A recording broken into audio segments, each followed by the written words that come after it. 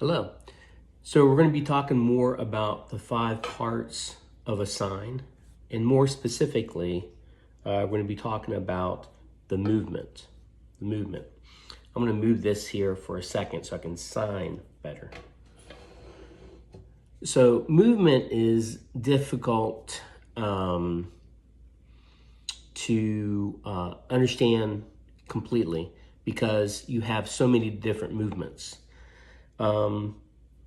There is a transcription system named after a guy who developed it back in I think it's like the 60s, 70s. I'm not sure exactly the time period, but basically before I was born in 76. But the name is the Stokey system. The Stokey system. There's a way that he transcribed or put down the different movements. He only focused on the hand shape, the movement, and the location of the sign, those 3 parameters. Now there's 5, but he only focused on the 3. I don't know why. I'm sure there's a reason. Maybe for him, the 3 were the most important. The facial expressions, the orientation, probably for him, maybe it was included in the other parts. I don't know. But anyways, in the Stokey system, he was able to put down 24 different movements. So that's a lot of different movements. And signs are difficult in the sense that it's hard to understand how they're being moved, right? It's not just, your letters. Your letters, like A, B, C, D, E, F, G, H, I, J, K, L, M, N, O, P, Q, R, S, T, U, V, W, X, Y, Z, right?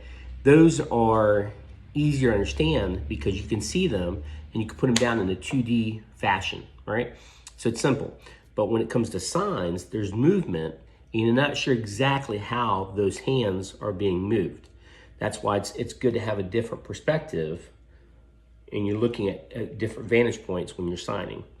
So like if you have a vocabulary book for ASL and you're looking at it, you're like, it's difficult to conceptualize or to see because they only show it in one viewpoint.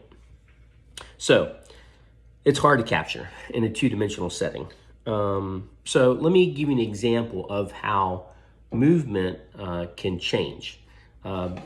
So movement is, it's not only hard to see how it's being used in a 2-dimensional fashion, but also it's interesting because movement is modified. You can modify the movement to match what you're trying to describe.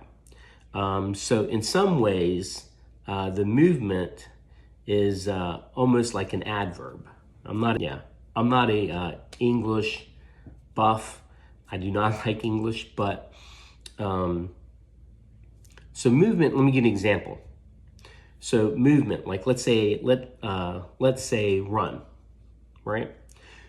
So if you're running, you can describe it as that person over there that's running.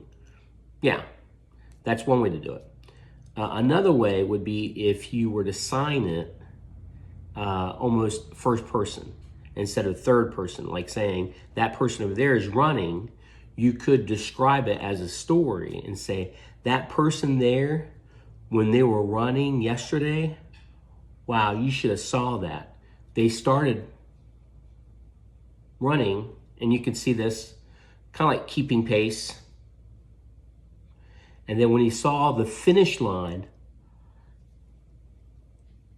he ran faster and faster and faster, and then finally got to it.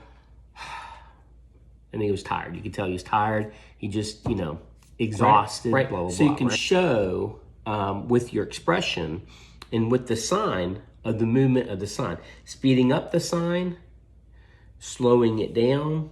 There's different ways that you can modify the movement just slightly to show the difference. So like, for example, let's say I'm playing chess,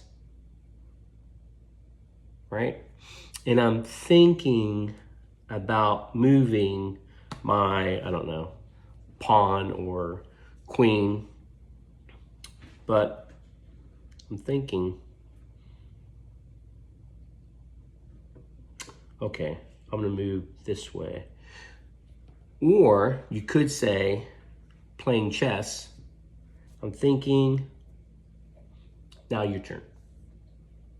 So the thinking part could be longer, could be thinking quickly. Thinking can be modified to show how long the thinking is. So there's a time component to the movement.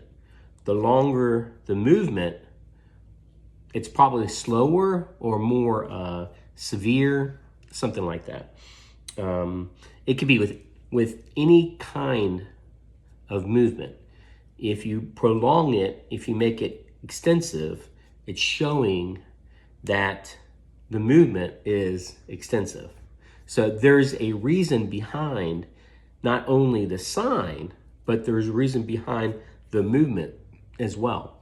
So make sure when you're signing something, or if you see a deaf person that's signing, you're like, that looks like that sign, but I'm not sure because they signed it differently. That's fine. There's a reason for that. It could be the movement is trying to show a difference in that word, or they're prolonging it, they're expanding on that sign. Or it could be a personality sign. Like, let's say, for example, this has nothing to do with movement, but like interesting is signed this way, but I sign interesting this way, interesting. So I sign it slightly different, but people know, okay, that's a personality, or that's a sign that's more regional. Its location is maybe up more north, where you can kind of tell where that sign is from. So sometimes movement is not just adverbial, right? An expanse on that sign. It's also talking about the personality or that person is from. It's like an accent. So hopefully that helps. Movement is difficult, but it's very important to focus on movement because it tells another story.